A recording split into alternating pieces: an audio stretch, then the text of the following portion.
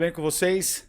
Estamos aqui mais uma vez com um convidado especial, gravando o podcast da Escrital, sempre com assuntos relevantes para o mundo empresarial, que venha contribuir com o dia a dia dos nossos internautas, dos nossos amigos empresários.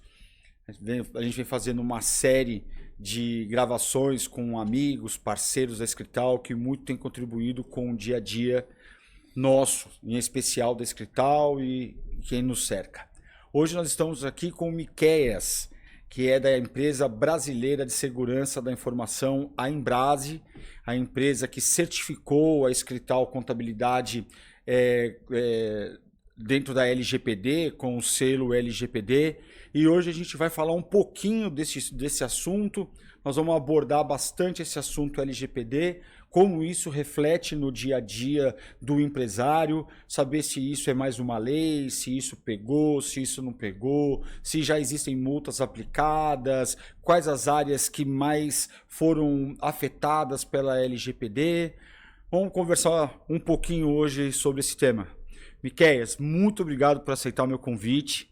Agradeço em especial tudo que a Embrase tem feito pela Escrital. Vocês são ótimos parceiros, têm ajudado bastante, colaborado bastante conosco da Escrital e espero também colaborar agora com os nossos amigos empresários e internautas. Obrigado, Miqueias.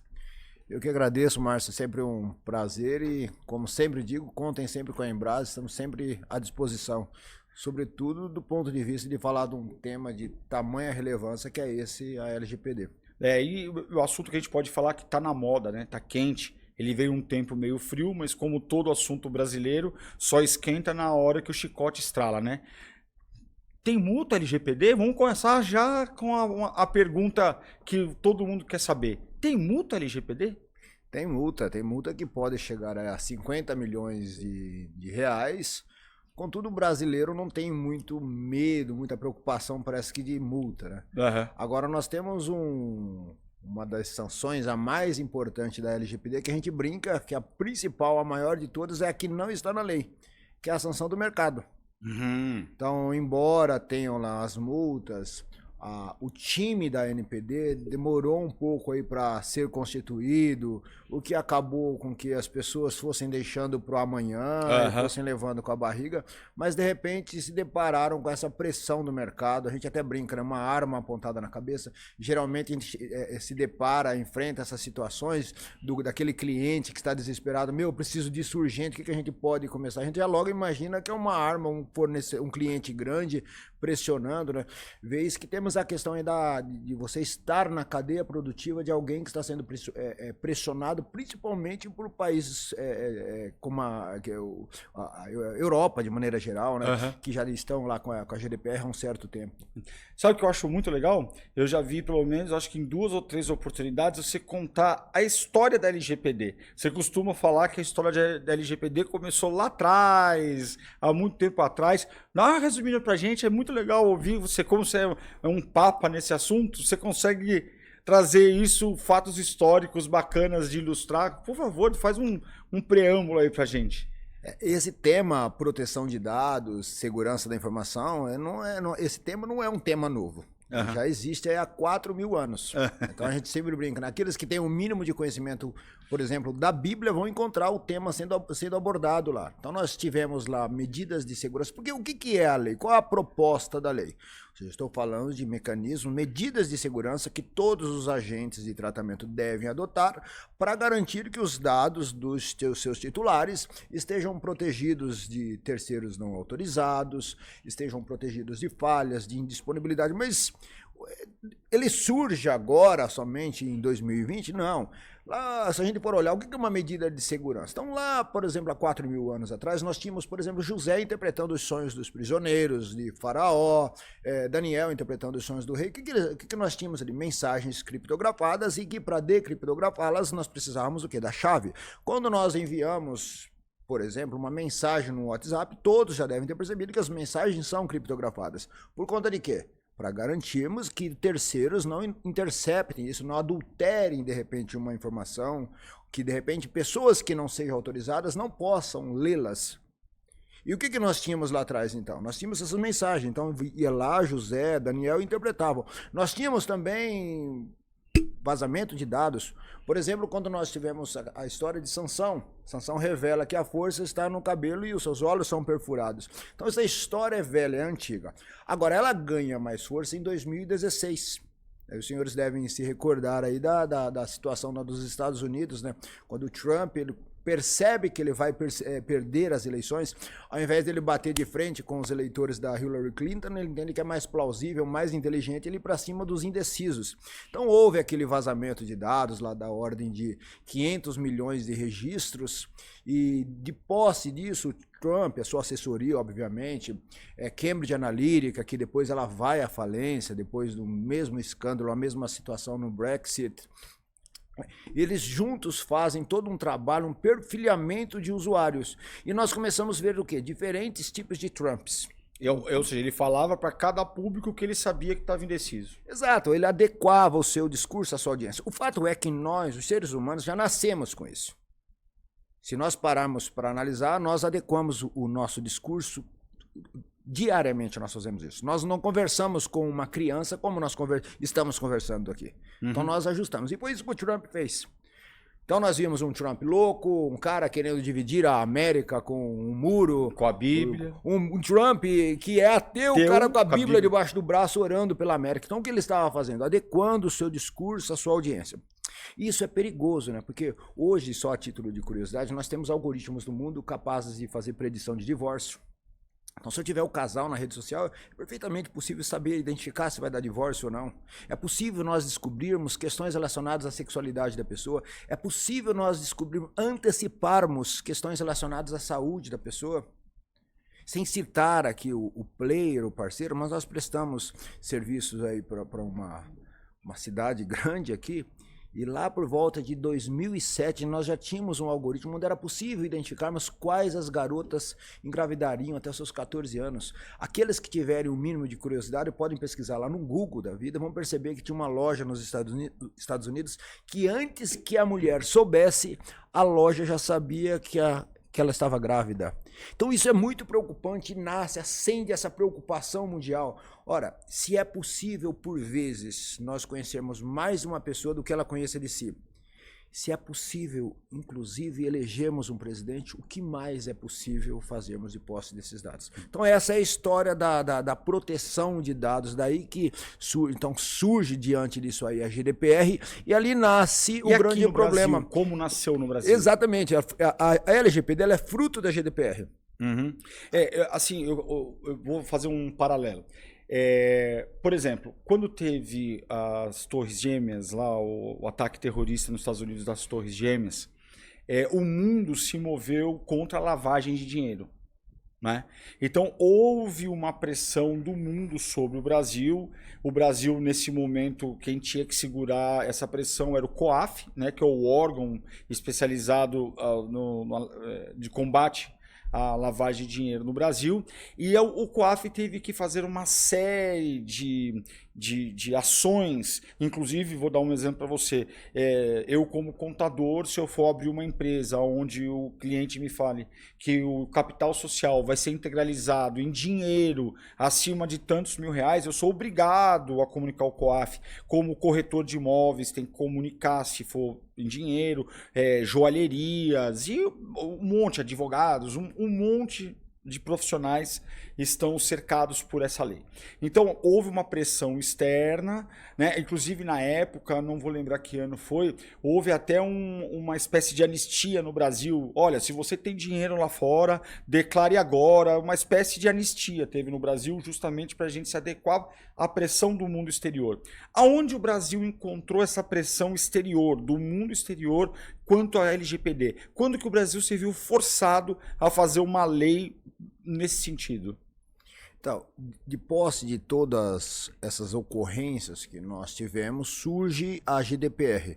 Na GDPR, então, nasce o grande problema, ela se torna aí a grande vilã para o Brasil, porque a partir deste momento, as empresas na Europa se tornam proibidas de fazerem negócio com qualquer empresa do mundo cujo país não possuísse uma legislação adequada. E olha só que curioso, os nossos vizinhos, Argentina e Uruguai, já possuíam legislações sobre privacidade e proteção de dados, e nós não.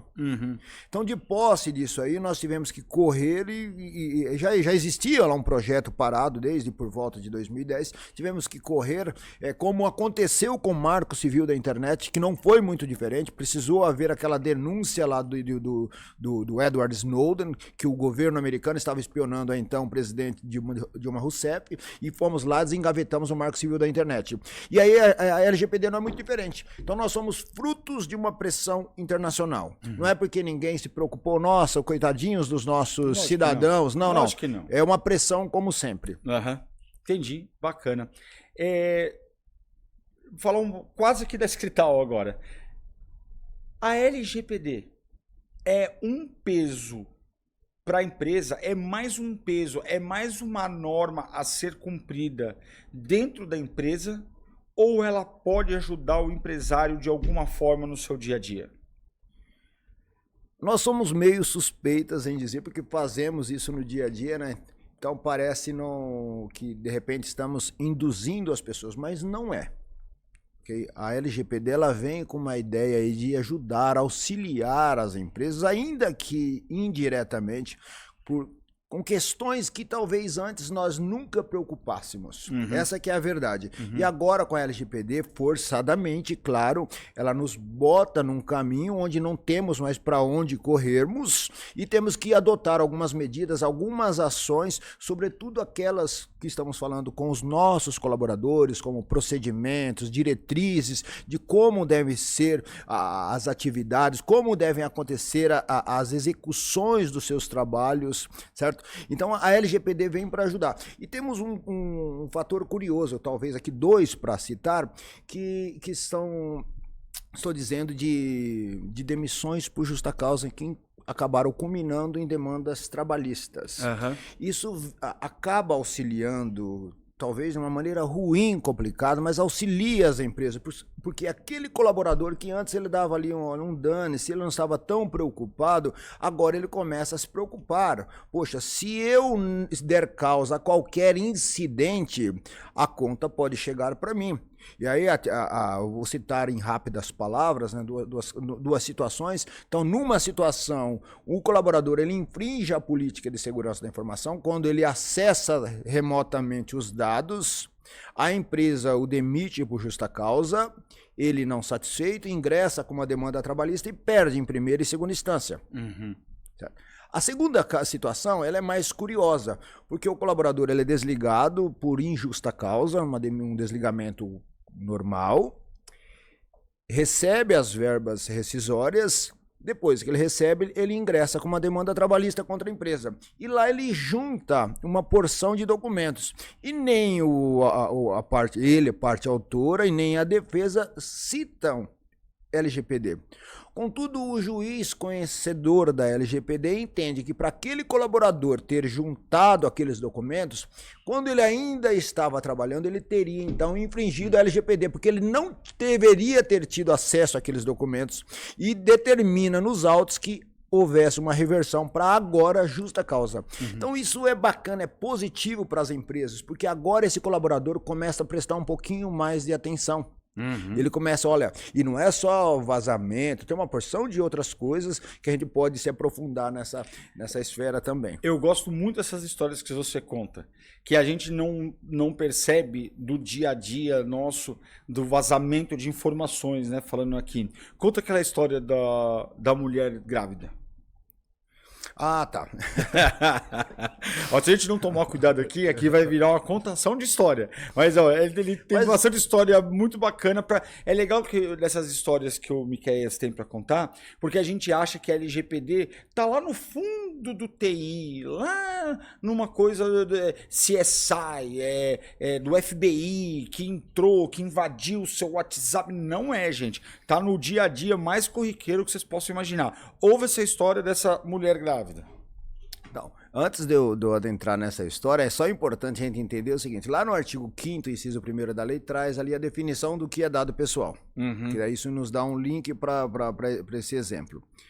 Dado pessoal é toda informação relacionada à pessoa natural identificada ou identificável. Esse identificável é um grande problema, porque da combinação de uma ou uma porção de outras informações, o que mais nós poderíamos descobrir?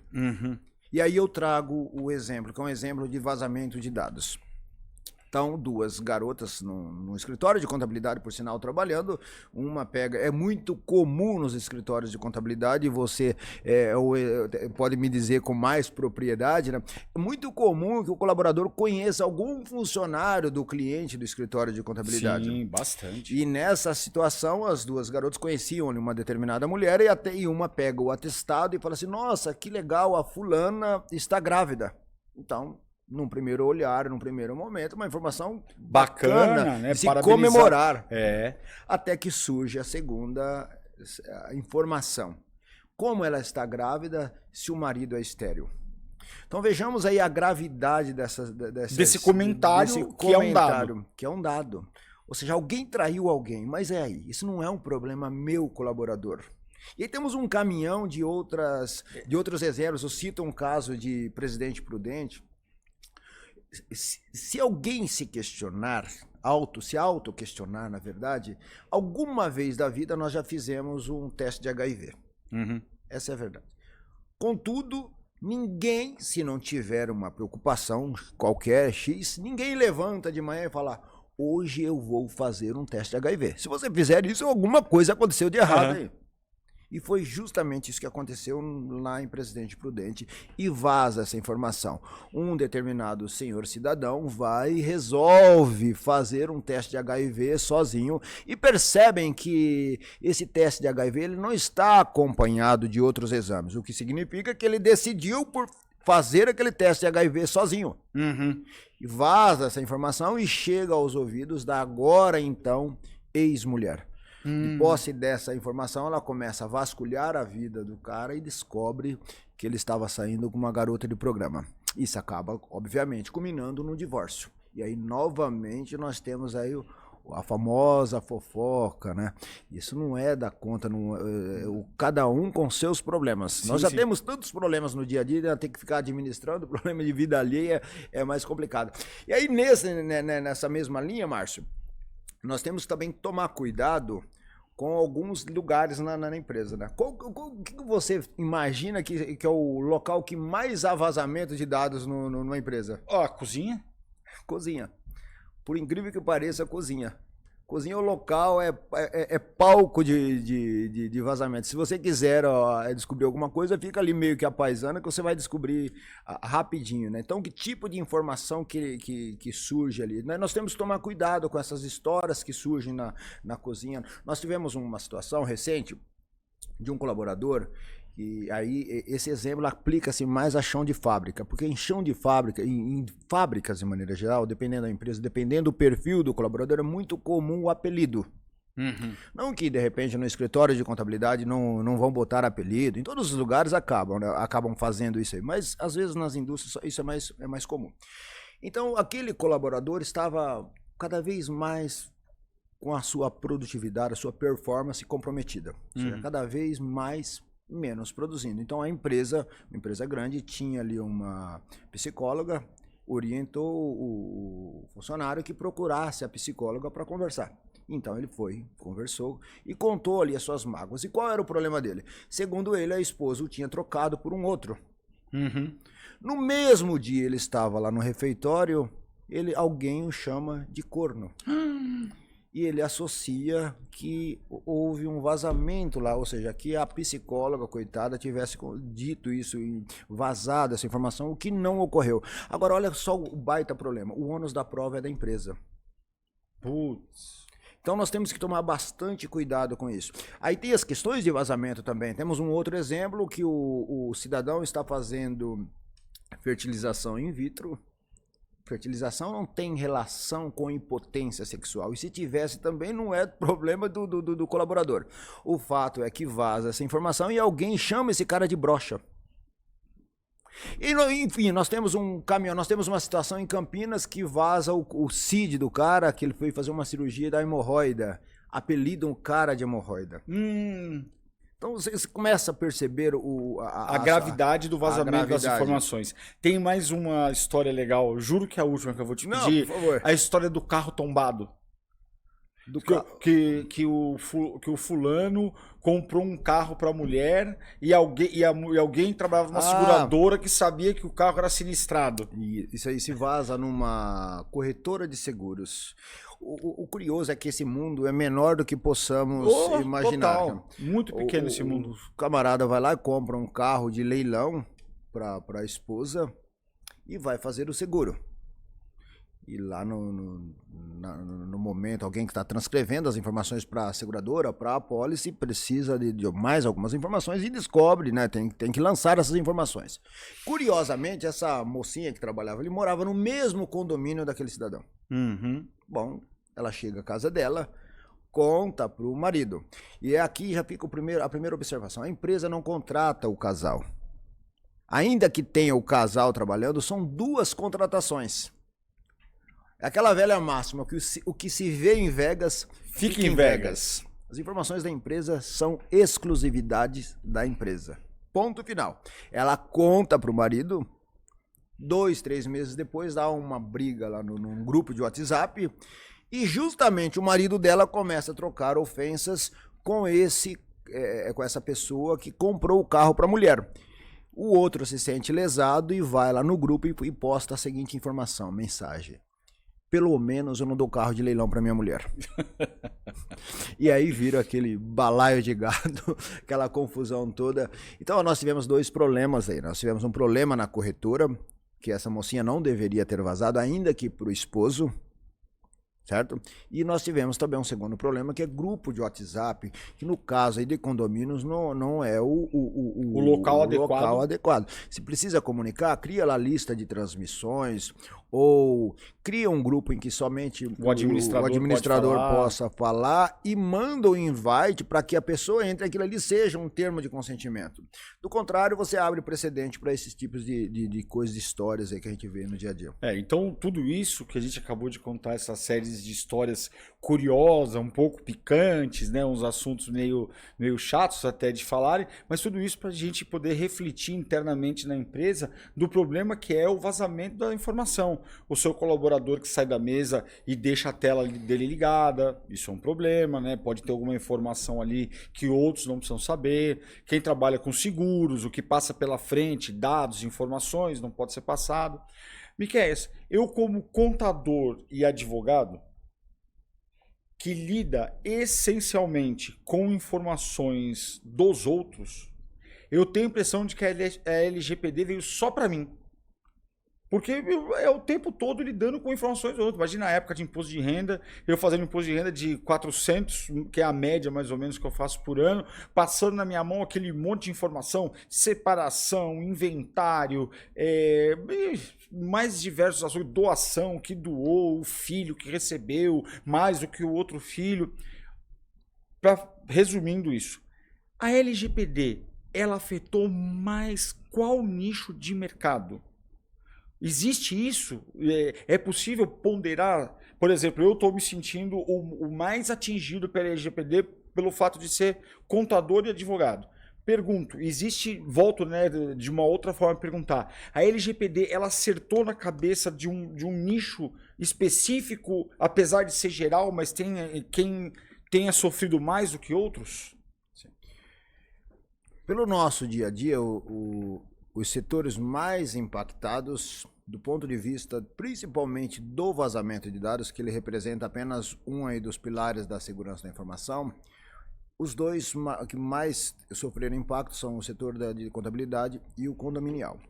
Contudo, o que mais a gente vê no dia a dia são problemas aí com empresas do segmento financeiro, segmento bancário. Uhum. Há uma porção de golpes aí no dia a dia e temos aí percebido os famosos caroneiros tentando se valer de uma oportunidade com a LGPD. A gente até faz um trabalho desse em algumas financeiras, que é para justamente desconstruirmos essa tese, essa narrativa fantasiosa que a pessoa constrói ali no sentido de imputar a culpa ao banco.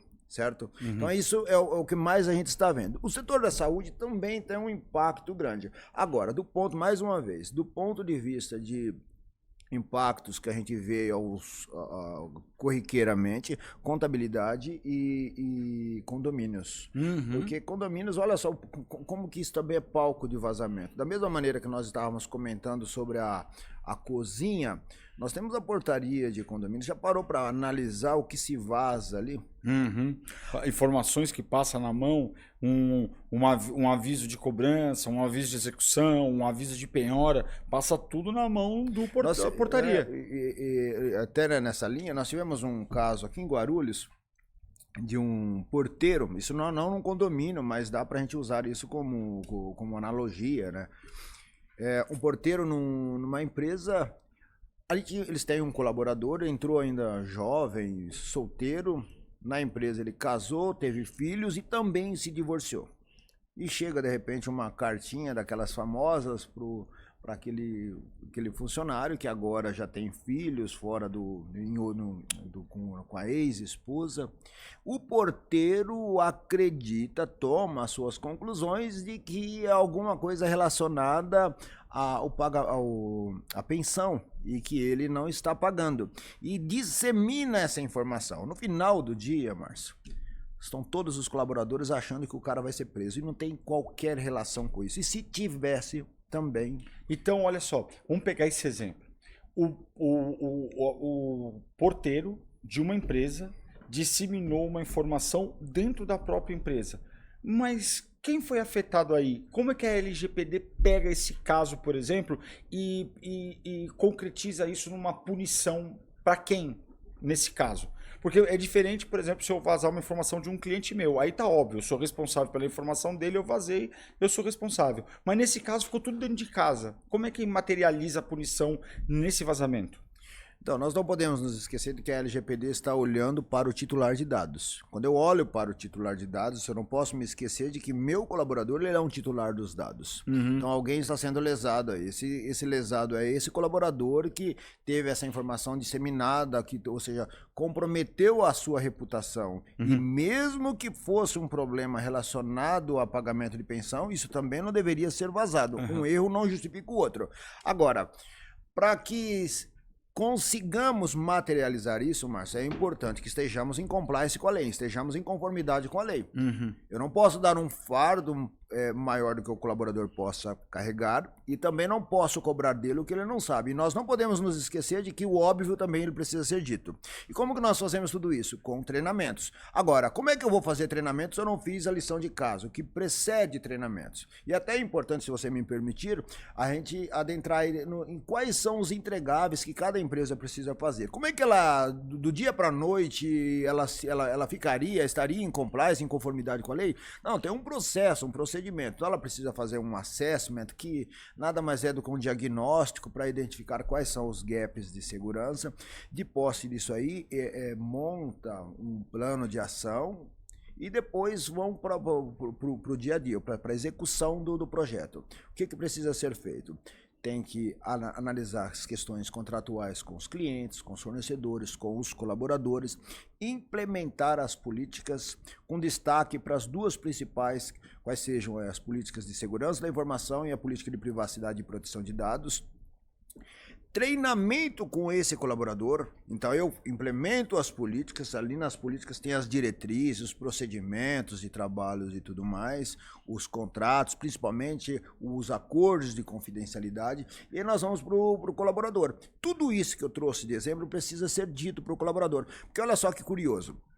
Se a gente for analisar principalmente os casos de vazamento em que há relação com o colaborador, não tem dolo. Ou seja, não há aquela intenção de complicar. Ele está fazendo aquilo ali na cabeça dele, ele não tem nenhum mal.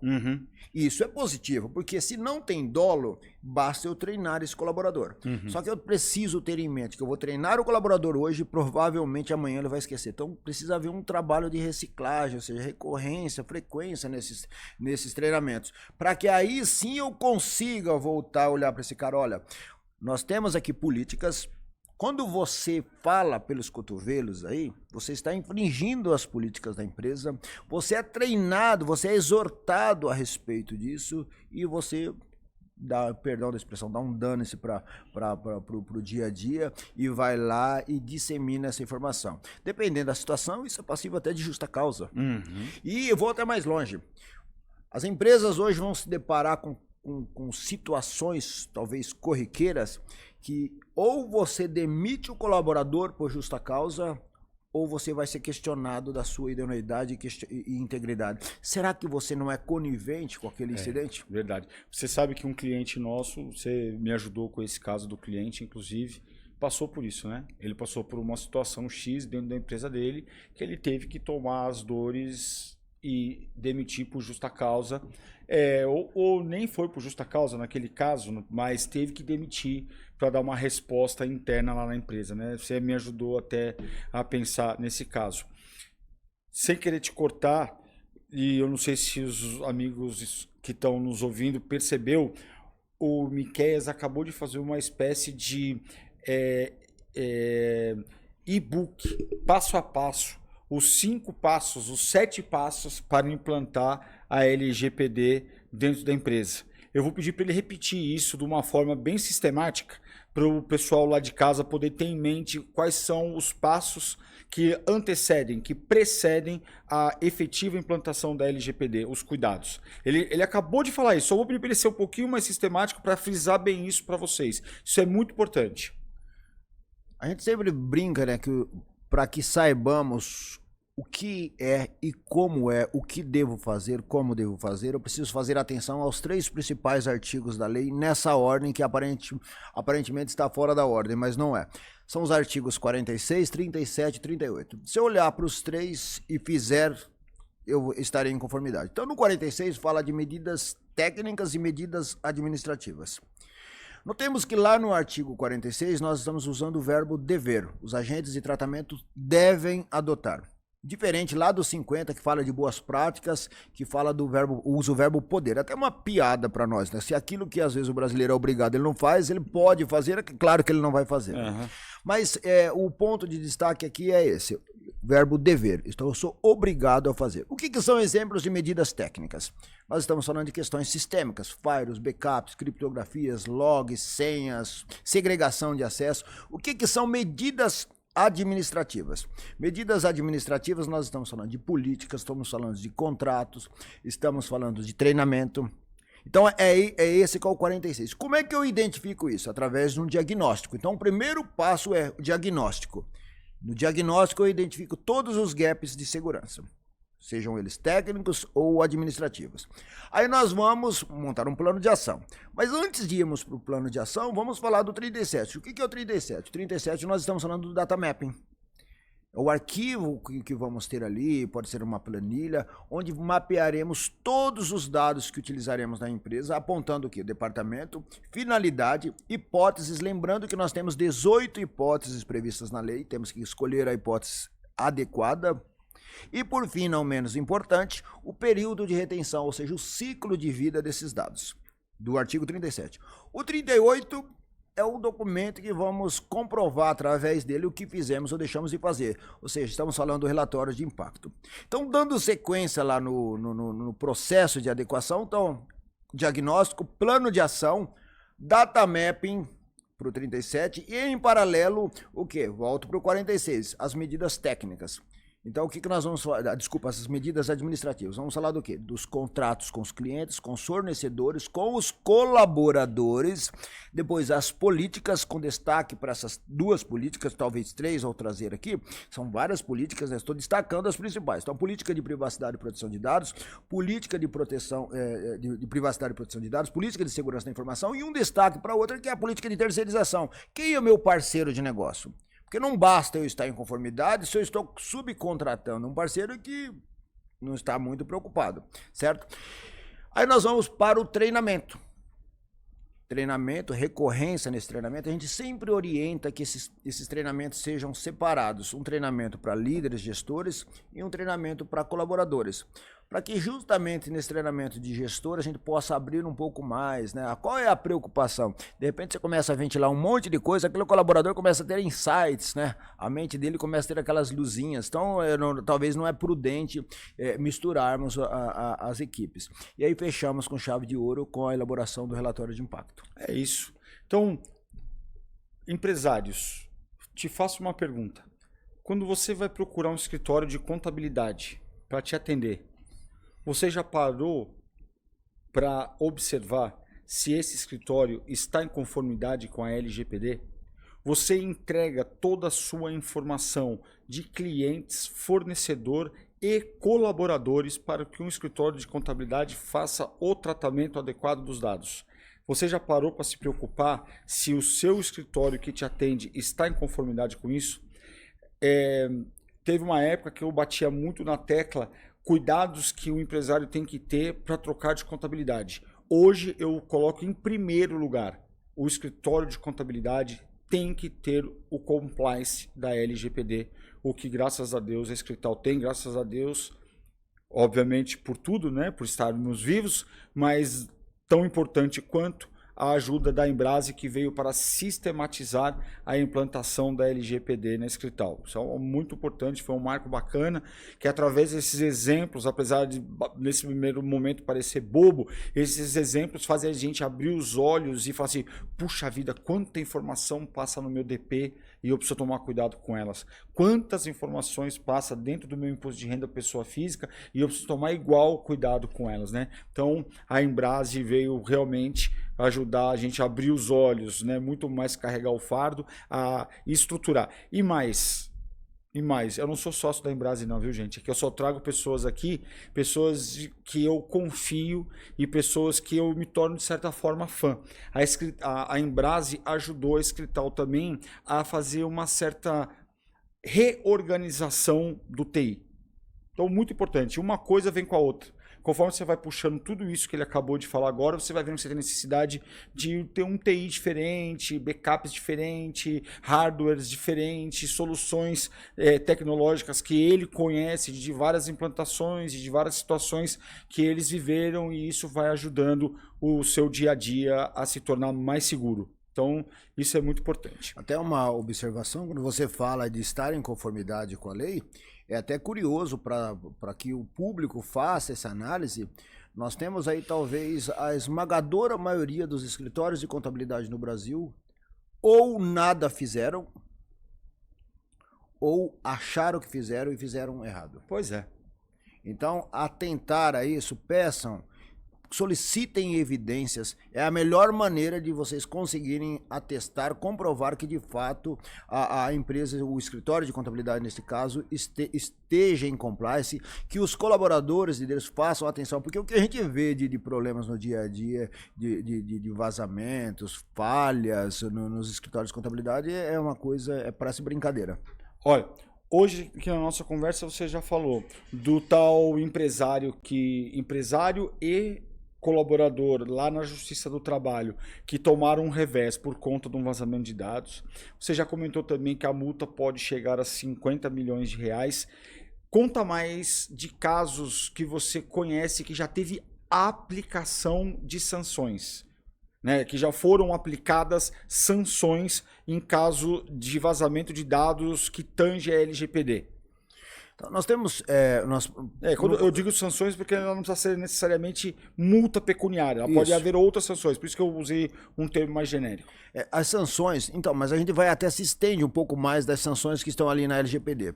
Porque, veja só, vamos imaginar que fizemos... Primeira coisa, fiz a lição de casa. É garantia de que eu não sofrerei qualquer problema, incidente de segurança da informação? Não. Nenhum método de segurança é a prova de falhas, certo? Então, estamos falando do quê? De mitigação de riscos. Uhum. Agora, eu nada fiz. Não conheço a lei ou não acreditei na lei. Houve um incidente de segurança.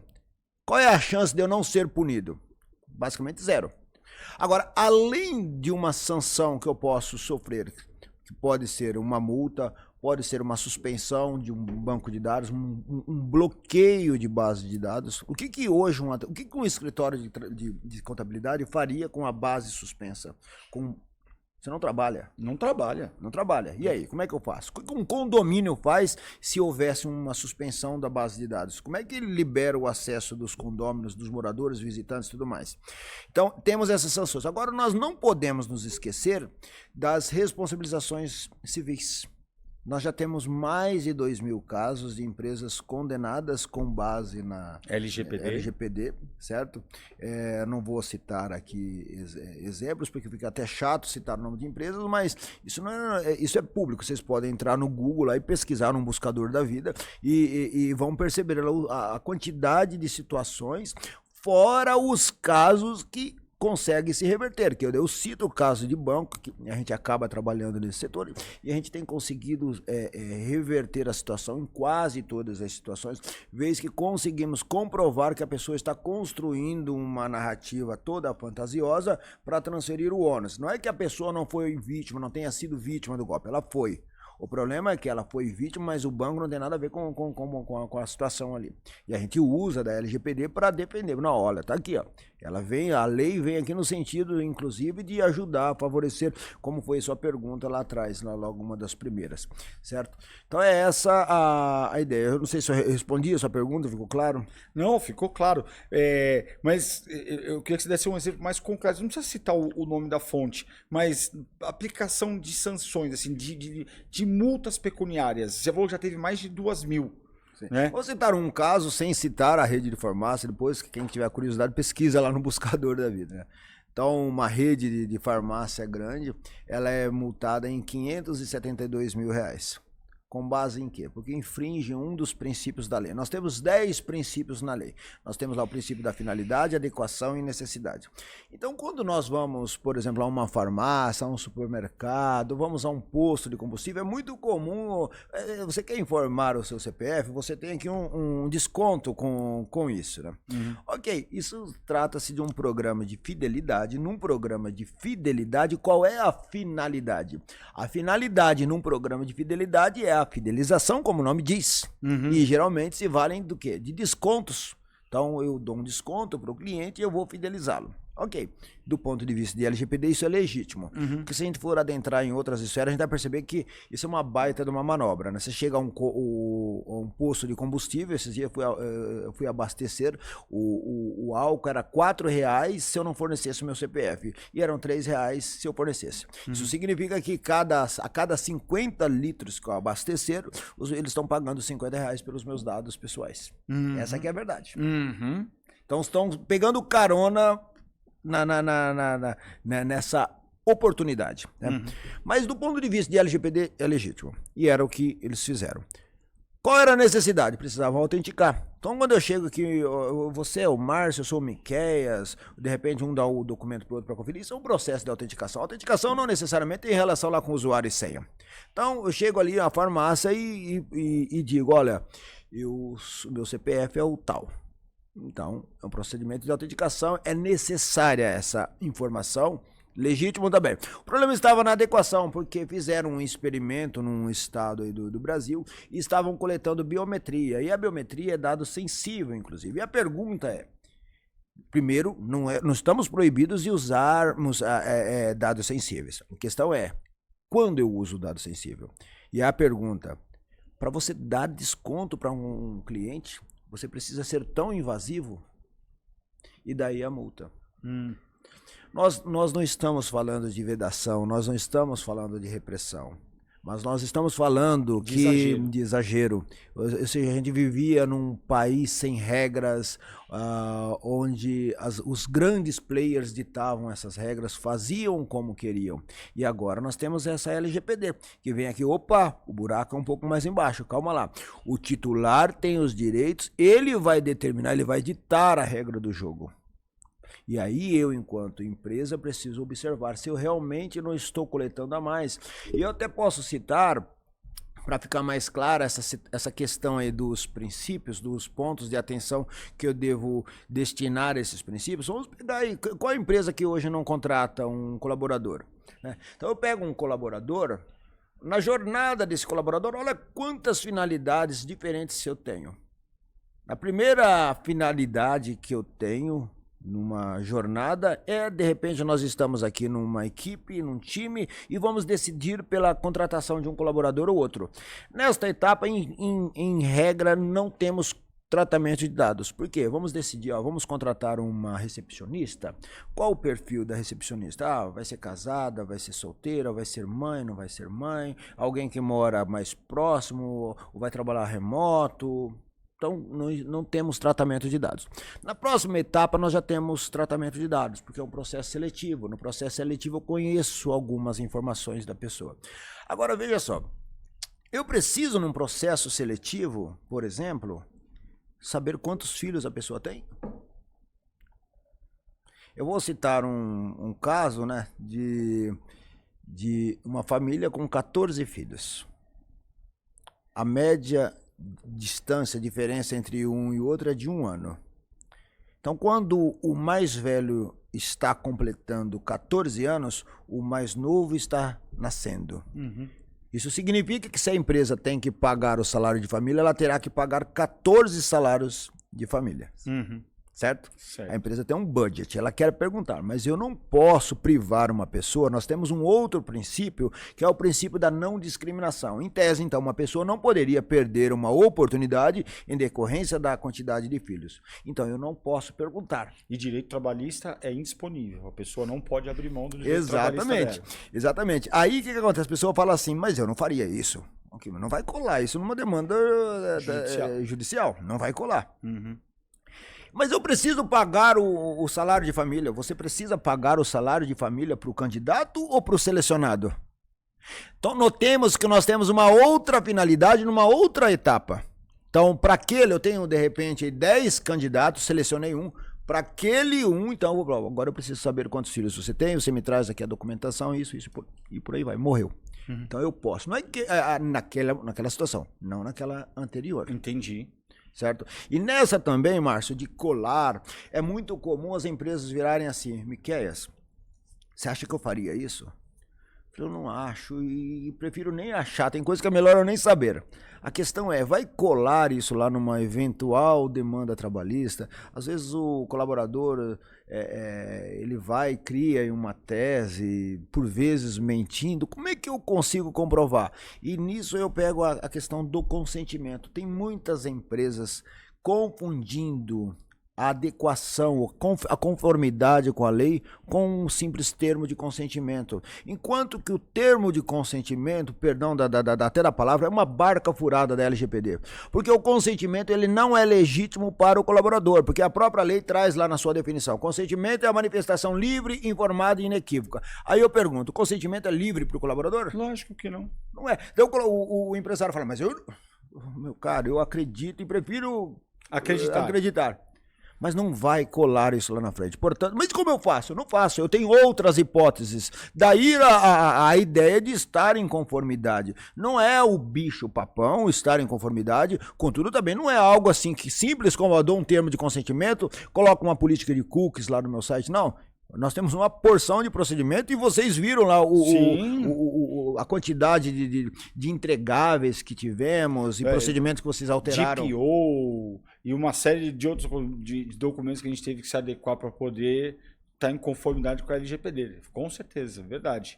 Verdade. Em especial com o pessoal de TI, né? Exato. Que tem que tomar o cuidado com isso. A gente falou de muita coisa, mas a gente não falou de uma ferramenta mais usada hoje no dia a dia, que é o WhatsApp. O WhatsApp é um perigo? Nossa, ele é um perigo e para os escritórios de contabilidade ainda um problema maior, né? Porque, veja só, eu acabo tendo 2 problemas aí com o WhatsApp. Então, primeiro, a empresa, ela dá subsídio para o colaborador? Eu volto à questão, olha só, numa situação, Márcio, foi até um escritório de contabilidade que aconteceu isso. Uma colaboradora, ela já tinha lá mais de 15 anos na empresa, ela estava lá com a NDA, com o acordo de confidencialidade na mão, e ela olhou para mim, fez a pergunta, junto com o próprio dono do escritório, e falou assim, você acha justo eu assinar essa NDA? Eu falei, mas por que não? Ela falou, olha, eu trabalho com o meu computador, com a minha internet, depois hesitando. Uso o meu celular. A vida toda troquei de celular com meu marido checa, ou seja, a famosa espionagem, né, de marido e mulher, né? Então ela espionava o celular do marido, o marido dela. Eu falei, e agora por conta dessa LGPD eu não posso mais. Ele falou, sabe o que esse cara vai achar? Que eu estou traindo ele. Aí ela saiu da sala, fiquei só ouvindo. Eu olhei pro dono do escritório e falei, meu caro, ela está certa, cara. Infelizmente, a empresa precisa dar subsídio pro colaborador. Isso pode voltar com um baita problema. Por quê? O que acontece? Ela vai lá, se ela quiser fazer a coisa certa, ela vai ter que proibir o marido de olhar o celular. Mas o celular é dela. Então, qual a medida de segurança? A empresa tem que ter dá um celular para ela, ou tem aí softwares de WhatsApp, se vai, porque ela trabalhava remoto, ou trabalha presencial. Certo? Aí o cliente manda uma mensagem confidencial. O marido dela vai, pega o celular, o filho dela pega, o amigo, o cachorro pega, alguém vê essa mensagem. E aí? Mas eu não posso puni-la, porque o celular é dela. Aí nós temos um outro problema em decorrência disso. Isso poderia virar até uma demanda trabalhista, além dessa questão de danos morais, que ela poderia até construir uma narrativa nessa linha. Olha, nos separamos por conta disso. Mas vamos esquecer isso. Vamos imaginar o seguinte, o cliente está com um problema, o mundo dele está acabando às 10 horas da noite. Ele tem um WhatsApp do colaborador. Você acha mesmo que esse cara vai esperar o dia seguinte? Não vai. Não vai esperar. Só que aí depois esse colaborador, essa colaboradora, provavelmente vão demandar a empresa, uma trabalhista, alegando que ele estava à disposição ali até 10 horas da noite. E ele tem inclusive a prova disso. Então não é a solução inteligente, não, nem devo, porque eu abro espaço, ou seja, eu não mitigo o risco quando eu não dou ferramenta. Então o WhatsApp, eu tenho que ter ferramenta própria da empresa, não deve ser o celular do pessoal, o celular da pessoa, eu tenho que ter ou um aparelho, ou mais uma vez, tem ferramentas eficientes aí no mercado que mitigam esse risco, como os WhatsApps corporativos, por aí vai. Tem softwares hoje que funcionam como uma central telefônica. Lá no escritório a gente tem. Lá no escritório nós temos um aplicativo que faz toda a gestão de tarefas colaborador-cliente e ele também faz a gestão de WhatsApp. Então, nós informamos os clientes, desde a contratação, que o nosso número corporativo é aquele, que as mensagens são todas guardadas, são todas arquivadas. Se eu mandar um documento para você pelo WhatsApp e você baixar esse documento pelo WhatsApp da Escrital, vai ficar registrado quem baixou, o dia e a hora. Então, nós temos essa ferramenta lá no escritório e internamente nós informamos aos colaboradores para não usar a sua ferramenta particular e sim essa ferramenta corporativa, justamente para essa proteção dos dados, né? Eu não queria usar esse clichê, mas por fim é uma proteção tanto para o nosso cliente, como para a Escrital, como para o nosso colaborador. Então, antes de se falar em LGPD, logo quando começou essa onda de WhatsApp, que hoje está todo mundo enfiado dentro dele, eu sempre me preocupei com isso do escritório. Como é que a Escrital, com quase 300 clientes, com quase 40 colaboradores, como é que a gente pode monitorar 40 Outlooks, 40 WhatsApps? Então é uma tarefa impossível, né? Até porque não precisava existir LGPD para saber que eu não posso mexer no celular, não é uma questão de bom senso não mexer no celular do meu colaborador.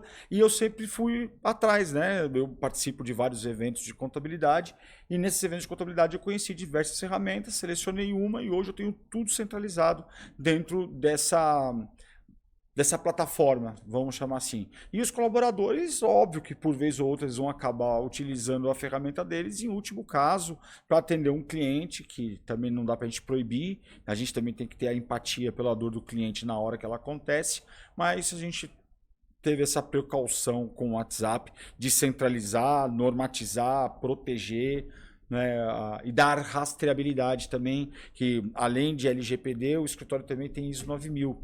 E eu ia fazer esse parâmetro também. Eu aprendi muito com a implantação da ISO 9000. Né? A ISO 9000 é um conjunto de normas? É um conjunto de normas. Mas se você prestar bem atenção, é muito mais bom senso do que necessariamente a implantação de normas. E isso me ajudou a estruturar melhor o escritório. Uma vez eu estava fazendo um trabalho num cliente e o cara queria vender a empresa. cara queria vender a empresa. E bateu um cara lá para comprar a empresa dele. Por fim, ele não conseguiu vender a empresa dele porque a empresa dele estava desorganizada. Mas ele falou que foi a melhor coisa que aconteceu na empresa dele. Por quê? Quem comprou era um player forte no mercado e deixou para ele uma lição de casa. Ó, você não me apresentou a partir do momento que eu te pedi isso, e você não me apresentou, eu peguei aquela informação como uma lição de casa e tratei de implantar. Então eu preciso ter um balanço, eu preciso ter um DRE, eu preciso ter isso, eu preciso ter uma auditoria de pastas, eu preciso fazer uma auditoria nas minhas obrigações acessórias, eu preciso ter isso para alguém chegar aqui e encontrar a casa organizada e se sentir confortável em comprar. E o cara utilizou isso para ele reorganizar a empresa dele. É a mesma coisa que aconteceu com o escritório quando eu coloquei a ISO 9000 lá. Eu tomei isso como uma baita lição de casa. Eu falei, pô, se alguém pensou em certificar os processos de uma empresa, é porque isso é importante para o sucesso empresarial. Então eu usei desta, apesar de não ser obrigatório, né? Mas eu usei desta norma para, além de carimbar a qualidade do escritório, também fazer a lição de casa que eu até então não tinha. E a mesma coisa aconteceu agora com a LGPD. Então, apesar desse escritório, quando a Embrase chegou lá, eu já tinha, por exemplo, o tal do WhatsApp corporativo. Eu já tinha uma série, por exemplo, eu já tinha aquele, não é termo de consentimento, me ajuda com os nomes técnicos agora, que a gente precisa dar para o funcionário a respeito do uso dos dados dele. Então, um cliente meu manda eu registrar um funcionário, eu tenho que mandar um termo para ele autorizar, em especial quando tem filho, que tem uso de dados de menor. Como é que é o nome desse termo mesmo? No caso da criança, é o termo de consentimento mesmo. É o termo de consentimento, né? Excepcionalmente, né, nessa situação, nós não temos alternativa, então teremos que usar a hipótese lá prevista no artigo 14. Então, nessa situação, é o termo de consentimento assinado pelos pais ou responsáveis. E no caso do colaborador, para ele mesmo, dos dados deles, a gente usa a NDA, que é o acordo de confidencialidade. Então, eu já tinha isso no escritório. Mas aí veio a Embrase e falou assim, não, mas não está bem escrito, poderia melhorar, isso aqui não te ampara como deveria, então isso aqui não é termo de consentimento, isso aqui é NDA. Então, e temos que, até se me permite, Márcio, nós temos até um dos pilares da segurança, que é o pilar da integridade. A gente vê os problemas mais diversos aí no dia a dia, e eu até gostaria de citar, quando você fala de automatizar processos, é importante nós termos em mente que o colaborador ele está sujeito a falhas e uma porção de coisas. Então, quando você automatiza, quando você coloca, dá subsídio para ele do ponto de vista de ferramenta, o que você está fazendo? Você está mitigando o risco. E olha só o que aconteceu recentemente.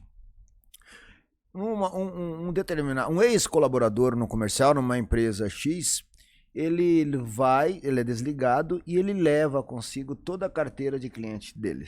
Na cabeça dele, aqueles clientes eram dele. Certo? Ok. O que fazer? A empresa, não, eu dei a NDA para ele assinar, a empresa tinha feito essa NDA lá atrás.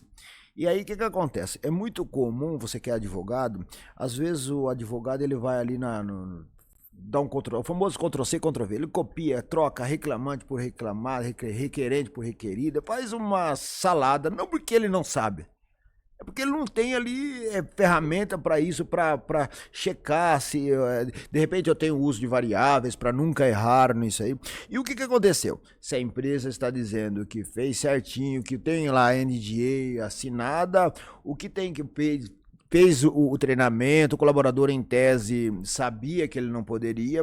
Então, qual é o caminho? Nessa situação foi sugerido que fizesse um boletim de ocorrência, é crime, né? Ele levou consigo, então fez o boletim de ocorrência, ela optou por não fazer uma notícia crime, só fez o boletim de ocorrência, e depois tanto esse ex-colaborador como a empresa que ele trabalha agora foram notificados.